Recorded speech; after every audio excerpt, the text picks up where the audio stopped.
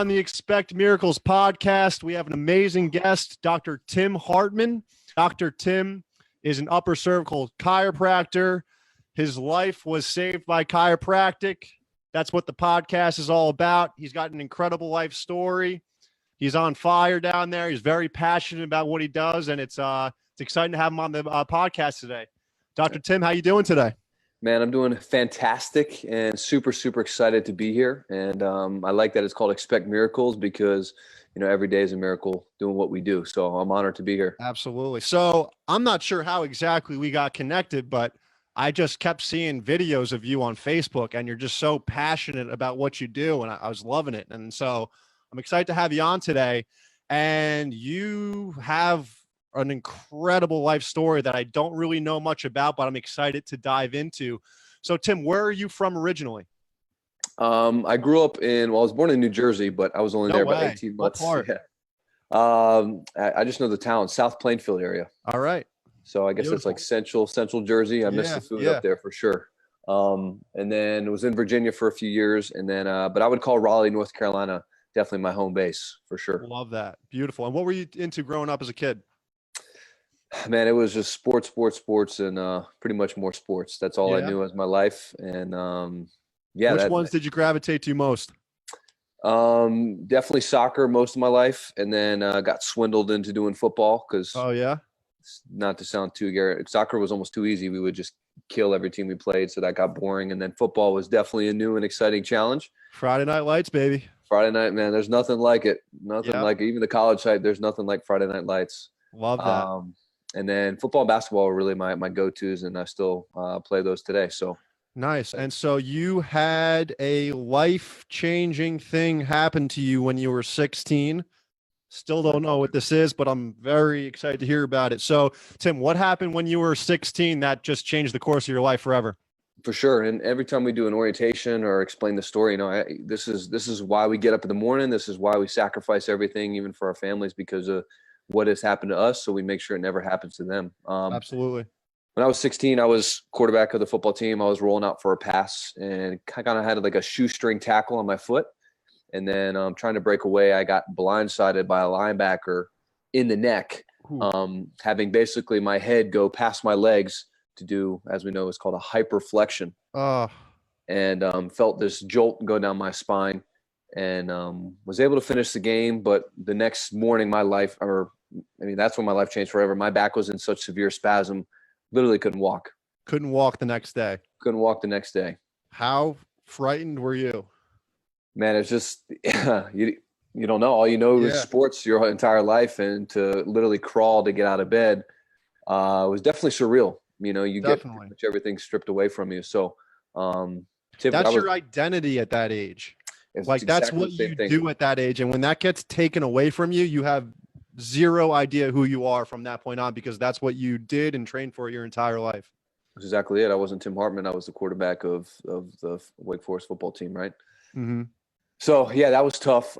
Typically a 10-minute routine. Take me to get to school. It took me 3 hours to get there. And first person I see is my quarterback coach, and he's asking me about yesterday's injury and how it went. And I'm basically Were you down for a while, or you just popped up?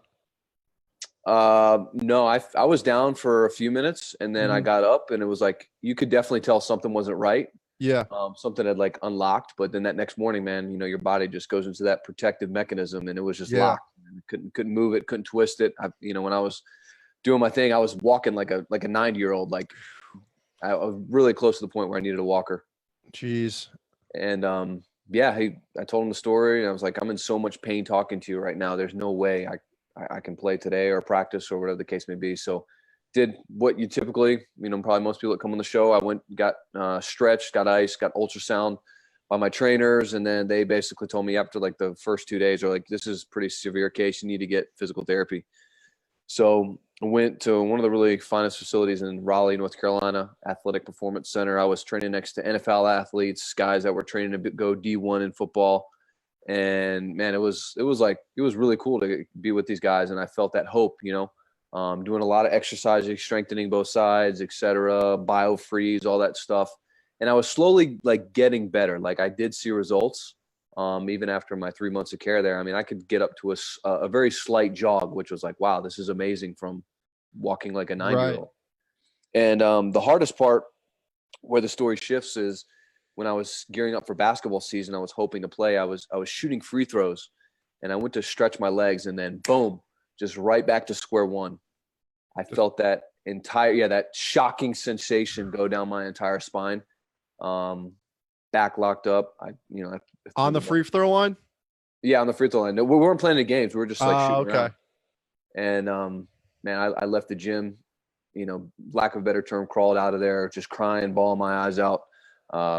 Drive home, and the first person I see is my father, and he's asked me, "Son, what's going on? We were doing so great." And I said, "Dad," I was like, basically the part that made me cry the most is, "Dad, I'll never be able to make you proud again." Yeah.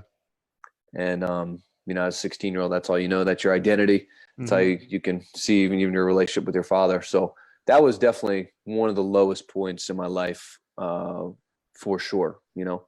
And fortunately, my father was a pastor, and he still is. There was a chiropractor in our congregation, and he's like, "Let's go check these people out." Never even heard of what a chiropractor was.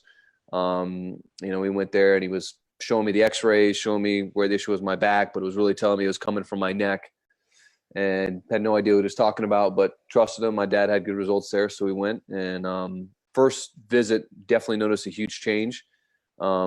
It was like, this is definitely weird. I wasn't walking or running. But my second visit, after the visit, I was like, I made more progress in 2 visits to this chiropractor than I did to 3 months of physical therapy. And I knew I was locked in. I mean, 16, I put everything aside. Back after that second adjustment? Feel like you're back to your old self? Yeah, no, I made, not 100%, but I was like, this is different. Like, this is it. I've made more progress in 3 months. I was like, whoa, this is different. I feel clear. I feel like whatever God is telling me right now, that this is my passion, this is my mission, forget everything else, focus on getting great at this work. And I committed. I said, what do I need to do? What schools do I need to go to? What do I need to study? And I was shadowing him. I was helping him out. I mean, I was just all in, committed at 16. And it really helped me knowing what I knew then to know at 16, this is what I was going to be doing for the rest of my life. So that definitely kept me on a clear path. Thing, yeah. And, one thing that made sense, went through our initial care plan, whatever the case. And I was like, even as a young age, without any education, it was like, it makes more sense for me to be proactive and not only go when I'm hurting. It just like made sense innately. I knew at 16, like, yeah, why wouldn't I stay in alignment as opposed to go back? And I was like, I'll never go back. Right. And ended up going, getting a scholarship to play football at Campbell University, which is in Benson, just north of Raleigh. And then played there for a semester. Be honest, I hated it, man. Yeah. Hated college football. I was getting sick. I was getting hurt. Yeah. Go from the pretty boy QB to being the safety, where just sacrifice your body and your for the team. I had a couple of my best friends played college football, and their knees, their backs just shot. Yep. No, and I could tell that was the path I was going down. When you're clear, you recognize things that are good for you and are not so good for you, and pride sort of steps aside, right? Yeah. So I left there, went to UNC Charlotte without even visiting the school. I just committed,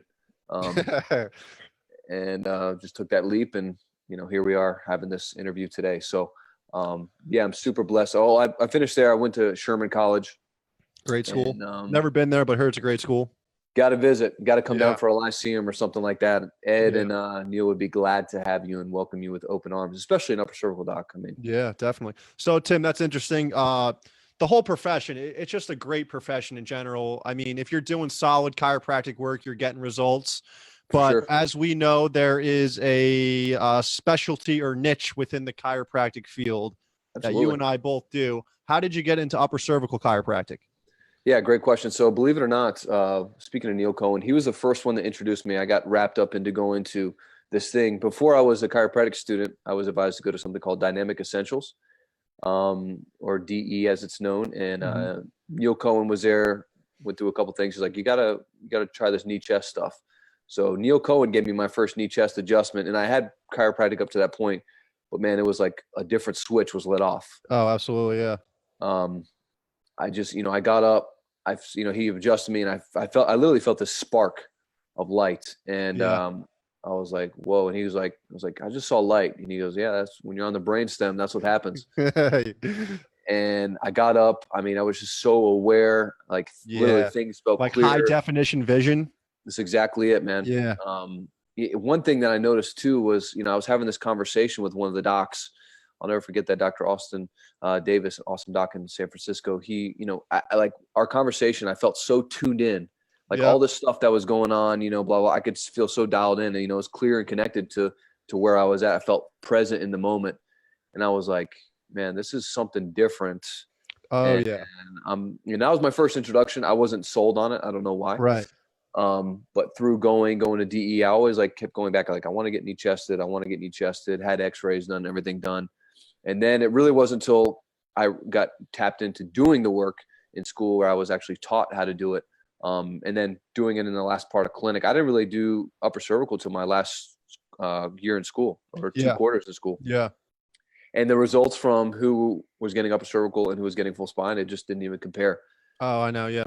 And I was like, I'm all right. When I commit to something, I commit to something. I don't look back. I don't say, oh, I could do this and, figure, whatever. It's like, all right, I got to commit this, forget everything else and move forward. And then being where I'm at, being blessed to be with Dr. Drury, learning knee chest, it's just been like, man, absolutely. It's good when you commit, Yeah. Have you had any patients that had similar injuries to yourself, and because of the upper cervical world, you see a lot of interesting things, some serious stuff. What have you been seeing in your office over there? Yeah, great question, man. And I'm a pretty Christian faith person, so I know I call it God who's directing everyone our way. There was another 16-year-old boy who came in and he was struggling with TN, trigeminal neuralgia. Damn, 16 years old, huh? 16 years old, TN, man. And his only reason they knew to come to the office was they're from Hawaii. His grandmother had TN in her late 80s and is seeing a doc there, a Nuka doc. And then another, I think not their mother, but uncle had TN and was seeing upper cervical care and was getting results. So they came in. Long story short, they found our way to our office. And, I remember being the 16-year-old boy, having the doctor introduce himself. My dad was with me, did our exam. We came back in the next day. Hey, we can help you, etc. And man, I get a little emotional about it because best words of all time after you've been doing dead ends for years. For sure, especially at that young age, Yeah. And dad and mom were there. Dad or mom was there the first visit. Dad and mom came back the second visit, and I came out and I was just like, brought him in the consult room. I can help you. Yeah. Went through everything. I adjusted him. Started laughing uncontrollably. And for those who don't know what trigeminal neuralgia is, right, briefly explain how painful and debilitating that can be. I mean, it's nicknamed the suicide disease.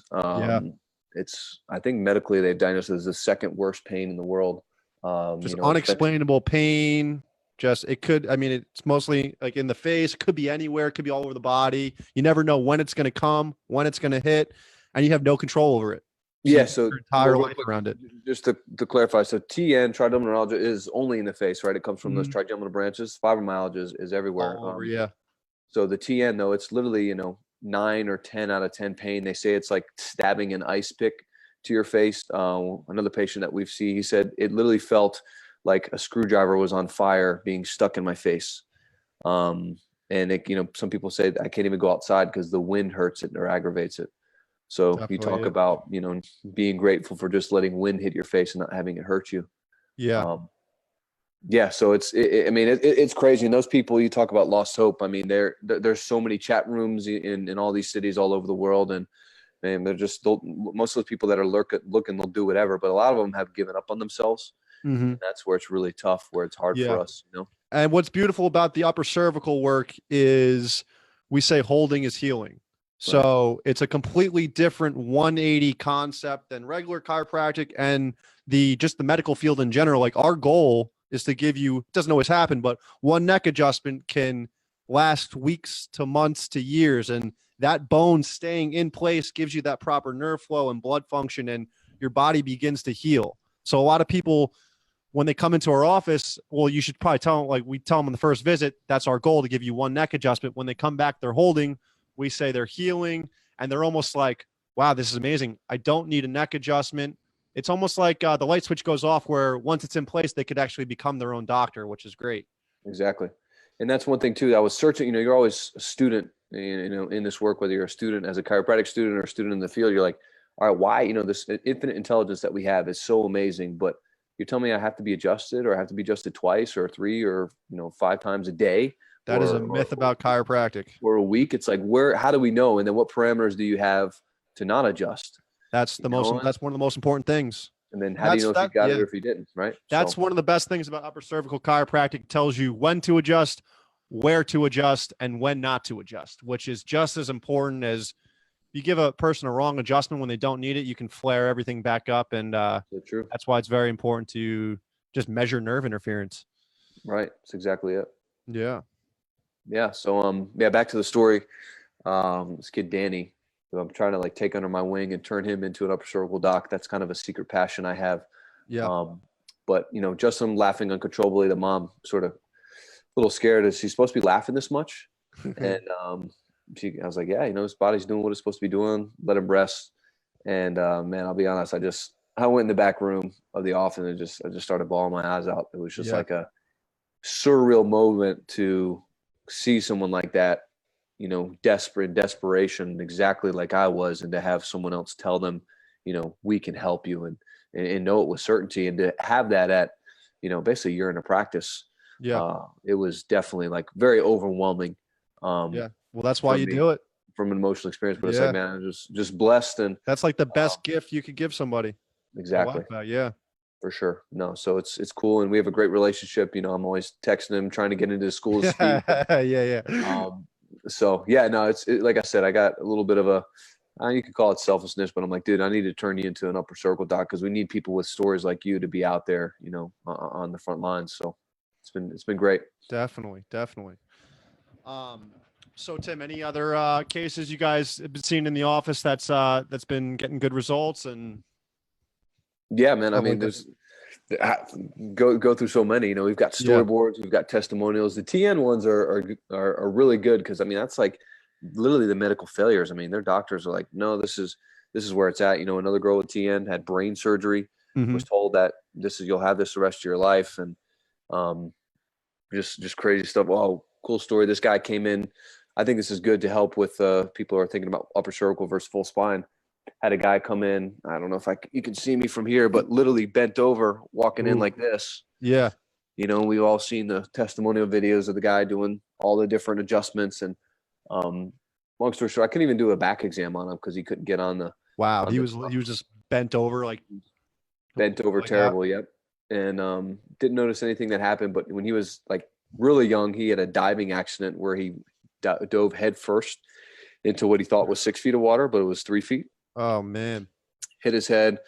Long story, you know, go through the x-rays, sphere degeneration, et cetera. Just like went to pick up his toothbrush and, you know, back went out. Right. So literally second visit, came in, adjusted him, never touched his back, adjusted his neck. Second visit, he's standing up straight, and he goes, what the heck's going on? And just like the happiest dude ever. You know, I haven't touched his back one time in the office, and he just, you know, every time he comes in, he like shows his family, hey, this is what I do, blah, blah, blah, blah, blah. So you just talk about like how excited people get, and literally back pain issues is where he felt it, only touched his neck, and he's walking out of there straight. So that's beautiful. And really cool, Tim, so there's about, what do you say, about 7, 8, 9 different upper cervical techniques at this point, somewhere in that ballpark. I've had some Atlas orthogonal guys where they use the instrument. I've had Blair chiropractors that use their hands, Nuka. I haven't had anybody that does, you mentioned it before, knee chest. Yep. What is different about knee chest upper cervical chiropractic? What kind of table do you guys use? And I've never personally gotten a knee chest upper cervical adjustment, but the premise and the end goal with all the upper cervical techniques are, you know, to get that person clear around the brainstem and functioning to their optimal potential. So whatever way you do it is golden with me. And so how does the knee chest adjustment work? Yeah, great question. So obviously the upper cervical was introduced, even all the research that most upper cervical doctors quote from, it all came from BJ in the knee chest position. Yep. There's been a little bit of, I guess, miscommunication or misinterpretation that BJ went to the side posture, which if you keep going down in the green books, that's not true. He was getting adjusted knee chest in the knee chest position by Lyle Sherman until the day he died. Wow. which is fact. And I guess the way that everything's orchestrated in that position, it allows you to, it's not for the patient, it's for the doctor to make sure he can get that three-dimensional, that misalignment. What I love about it too, it's very practical. There's not really much guesswork. The best skill you have to have is being able to read x-rays, which is constantly changing and evolving with abnormalities. Obviously we've got, cone beam CT, just changing different things that we're finding on x-ray, which is awesome. But, have you guys implemented the cone beam yet in the office? Oh yeah, absolutely. Yeah. We do cone beam 3 imaging. I got to get on that. It's pretty legit, man. It almost makes it makes us more confused, right? Which means that we're actually learning. It shows you everything. Right. So, it changes listings for sure. Or we noticed a lot more like C2 listings on them as well. Yeah. So, so knee chest, it's really good. I think it's very practical. You come in, our standard is the Titronics, the Titron instrumentation. And then we make an adjustment, let them rest, come back, rescan them. For in our office, I think it's been misinterpreted too. It's not about changing the graph. It's about straight lines. As my mentor, Dr. Drury, learned from Michael Kale, his famous saying, the bottom line is a straight line. And if you get that line straight, you can look with your patients with 100% certainty and say, you are going to get well. You may not feel well, but you are going to be healing well. Yeah. And that's good to know, especially early on into practice. Just because you hear pops and clicks or whatever, I just needed more than that. How do you know where the subluxation is? So Titron scanning is like everything. It's huge. For sure. Such an important part to the profession, no matter what technique you do. Yeah. And then what's great about knee chest too is it shows that three-dimensional subluxation, to take APO up in mouth, lateral, and then a base posterior. You can see that three-dimensional misalignment, which is good to interpret. Okay, what do I need to change? How do I need to torque? Where do I need to stand? Just like a lot of questions being answered. And then, you see the results. I think knee chest is the only upper cervical technique that I know of that you can actually do in a mission field. And doing what? Doing the mission field, like doing a mission trip. Okay. I don't know if there's like it's already set up and they have knee chest mission trips already. Absolutely. Yeah. You're right. I don't think Blair does that I don't know of anyone. I don't know if Nuka does. I know Nuka's super anal on their x-rays, which is good. So are we, but you can get a few things through posture and stuff. And then, what's good too is you're going to feel movement. So if you're a full spine guy and you I don't feel any movement with knee chest or with upper cervical, you definitely feel movement when you get a knee chest adjustment. So for the patient and for the doctor, which is cool. Now that's what we set our standard off of. Obviously it's the scan. But it's good. You're moving bones, which is good. Awesome. So love it. It was introduced to me. I feel comfortable as a doctor being, making an adjustment in that position. But I will say this is what I've been told, obviously by my mentor. I think it is the hardest technique to be good at because, you have to warm up. You can't just practice, clicking triggers, whatever the case may be. You got to you guys don't have a drop piece. There's no drop piece, right? It's all doctor and patient, and it is like an uncomfortable position for the patient. So you got to make sure you're smooth, you're in, you're out, and you remove the interference. So definitely. It's good. That's great. All right. So Dr. Sam, anything else you'd like to share on this episode today? Yeah, well, I guess may I ask you a question? Who are we trying to reach? What are we trying to create? We are trying to reach the general population, patients, other chiropractors, anybody that's never heard of upper cervical chiropractic. We are trying to spread our message to the world here. Love it, man. I can see it, see the passion that you have, and I see a lot of your stuff too. So thank you for your service, being humble, asking other people for advice. Absolutely. And man, just any way we can support you. Yeah. Dr. Tim, what is one piece of advice you've taken with you over the years that has really resonated with you that you would like to just gift the audience? I think it's it's kind of tough. Just you got to trust the process. Be open to constructive criticism. Mm-hmm. As students, I'm guilty of it as well. We think we know everything. We think we've got the greatest magic motion. Oh, this is the culture I'm going to create in the office, blah, blah, blah. And those thoughts still arise, but trust the people that have come before you because they've sacrificed, I guarantee you, way more than you ever could imagine to allow you to practice this principle. So I always want the general population as well as other chiropractors and new chiropractors coming out in the field. Just just be grateful for who has come before you, so you don't have to, again, sacrifice those reinvent things. the wheel or anything. Yeah. And I love that you said that. And I know you can attest to this. And especially if you're really trying to get solid at the upper cervical work, you need at least one solid mentor that has been doing the work for a long time, just because you see everything. You see all walks of life. You see people that can't walk in wheelchairs, crazy neurological issues that if you don't have that person that's been there and done that and has analyzed all the x-rays, it can get very difficult. And unfortunately, I do see some people that stop doing it, I think, because it does get difficult. But if you do have that mentor, or just, you're more than welcome to reach out to myself, Dr. Tim. If you're learning the work and you want to get solid at it, please feel free to just reach out to us and just share our knowledge and keep it going. That's absolutely it, Doc. All right, Tim. Thank you so much for coming on. It's a pleasure. This episode will be out in a couple weeks here. Beautiful. Thanks, Doc. All right.